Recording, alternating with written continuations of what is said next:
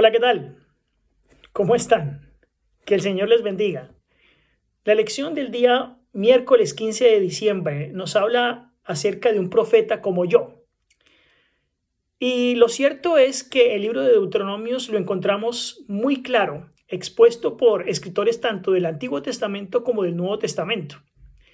Y aquí en los pasajes que nos muestra la lección del día miércoles, en Hechos el capítulo 3, los versículos 18 al 22, se nos muestra a un Pedro que destaca que los profetas del Antiguo Testamento predijeron la obra de Cristo.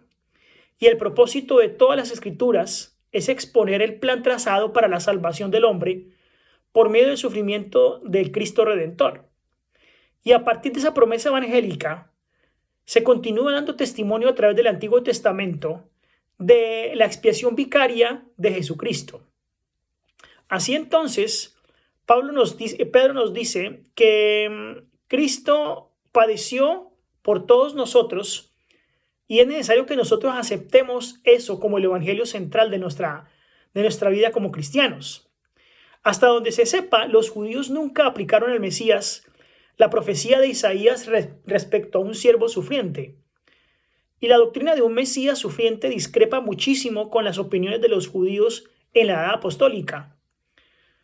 Y casi esta no fue comprendida por los mismos discípulos de Cristo hasta mucho después de su resurrección. Recordemos que Pedro mismo protestó cuando Cristo expuso claramente a sus discípulos los sufrimientos que iba a padecer. Y fue severamente reprendido porque vacilaban en aceptar esa perspectiva. Eso lo encontramos en Mateo, el capítulo 16, versículos 21 al 23.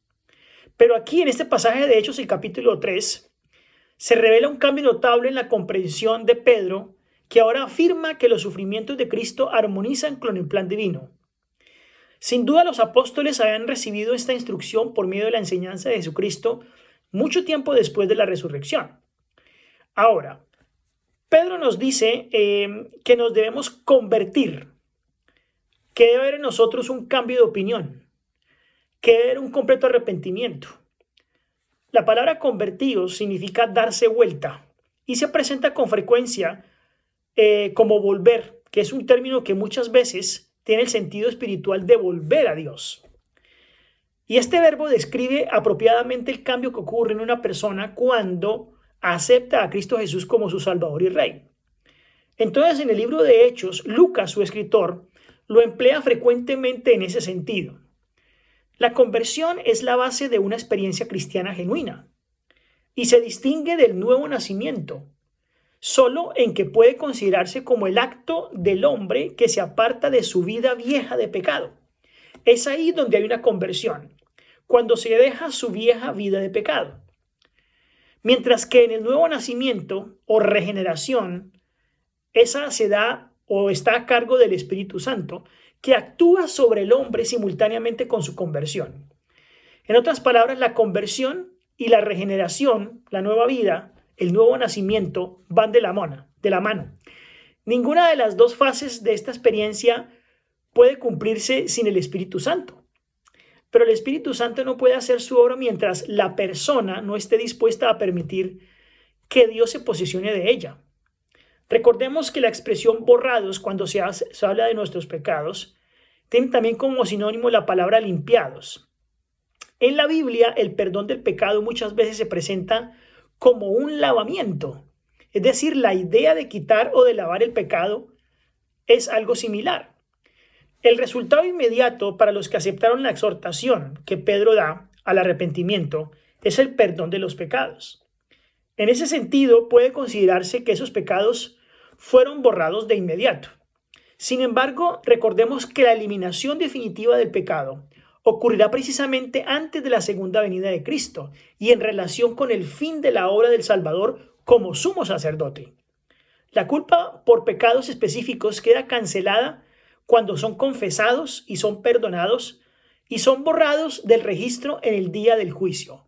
Solo en ese día y allí es que los pecados son completamente aniquilados y destruidos y olvidados. Pedro se refiere claramente a grandes acontecimientos en los últimos días de la historia cuando él habla acerca de la inspiración y la comprensión limitada de lo que él puede tener para ese momento. Pedro habla del gran derramamiento del Espíritu de Dios y habla también de la eliminación final de los pecados de los justos. Estos dos acontecimientos para Pedro iban a suceder un poquito después de sus días, es decir, él estaba convencido que la venida del Señor estaba muy cerca. Sin embargo, estos acontecimientos están ligados con un tercer acontecimiento culminante que es la segunda venida de Cristo. Para Dios, el plan de la redención existe desde la eternidad y se puso en marcha justo a pesar de la resistencia de Satanás y de los pecadores. Así entonces se presenta una meta de un elevadísimo valor para la experiencia cristiana, que resulta del verdadero arrepentimiento y la verdadera conversión que se ofrece. ¿Qué se ofrece? Se ofrece también una esperanza aún mucho más amplia para un posible crecimiento en la sabiduría y también en la santidad. Puesto que Dios es justo, no puede crear una regla para establecer el castigo y luego no cumplirla cuando la regla se rompe, ya que Dios también es amor. Dios tenía una forma de satisfacer la justicia sin destruir a los seres humanos. La justicia requerida es enfáticamente la pena de muerte por esta alta traición. Así que algo o alguien tenía que morir. Y este es el evangelio que se nos presenta desde el Génesis hasta el Apocalipsis, que Deuteronomio se enfatiza y que Pedro recalca a lo mismo que Pablo. Se trajo un sustituto para satisfacer las demandas de la justicia. Se mató un animal inocente para cubrir a Adán y Eva, sirviendo como protección no solo para su cuerpo, sino también para su pecado. Así que la justicia ha sido satisfecha.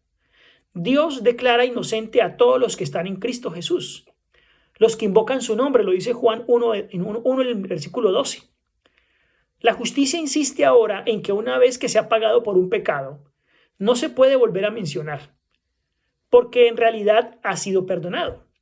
Cuando nuestros pecados están bajo la sangre de su sacrificio, Dios ya no los tiene en contra nuestra, como lo dice Romanos el capítulo 8 y el versículo 1. Dios permanece justo. No está violando su propio código de justicia al perdonar a aquellos que merecen sus consecuencias. La salvación es una consecuencia justa porque Dios ha pronunciado la muerte y la resurrección de Jesús suficientemente como para satisfacer su ira. Así entonces la maldición de la ley que justamente merecíamos fue llevada por Jesús en la cruz y nada más que en la cruz. Dios es justo. Su justicia es una parte indispensable de su carácter. Y de la misma forma, su amor y su misericordia son indispensables en el plan de salvación. Sin la justicia de Dios, el pecado quedaría completamente sin control. El cumplir los mandamientos no significa de que nosotros tenemos la salvación. Significa que hemos controlado nuestras deficiencias, hemos enfocado nuestra vida hacia Cristo Jesús y el mal no reina más. Sin embargo, debemos nosotros resumir las tres principales cualidades que Dios quiere ver reflejadas en nosotros. Dice el texto: oh hombre, Él te ha declarado lo que es bueno y lo que pide el Señor de ti. ¿Qué es lo que pide el Señor de nosotros? Pide solamente hacer justicia, amar su misericordia y humillarse ante Dios. De tal forma que entonces aquí vemos claramente cuál es el papel que tiene el evangelio que se da hoy en día. Dios, Cristo Jesús, es presentado en la Biblia en diferentes partes, tanto del Antiguo como en el Nuevo Testamento, y es el centro del evangelio.